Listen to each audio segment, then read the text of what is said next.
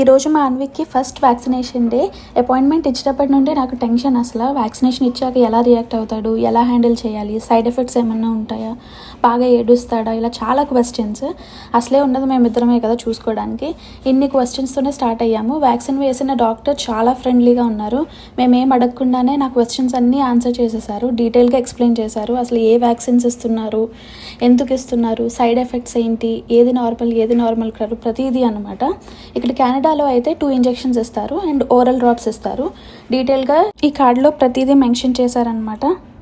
ఫైనల్గా మా బుడ్డోడి విషయానికి వస్తే మాత్రం నేను అసలు ఎక్స్పెక్ట్ చేసిన దానికి క్వైట్ ఆపోజిట్. చాలా కోఆపరేటివ్ అనమాట. అసలు ఏడవలేదు, బజ్జనే ఉన్నాడు కంప్లీట్గా. ఫస్ట్ ఇంజెక్షన్కి ఒకసారి కుయ్యమన్నాడు, సెకండ్ ఇంజెక్షన్కి ఒకసారి కుయ్యమన్నాడు, మళ్ళీ పడుకునే ఉన్నాడు అనమాట. సైడ్ ఎఫెక్ట్స్ అయితే ఏం లేవు. ఒక్కో బాడీ టైప్ ఒక్కోలా ఉంటుంది కదా. మా అన్విక్ అయితే ఫీవర్ గట్రా ఏమీ రాలేదు, ఏ సైడ్ ఎఫెక్ట్ రాలేదు. ఇది మా బుడ్డోడి first vaccine story. And please subscribe for more.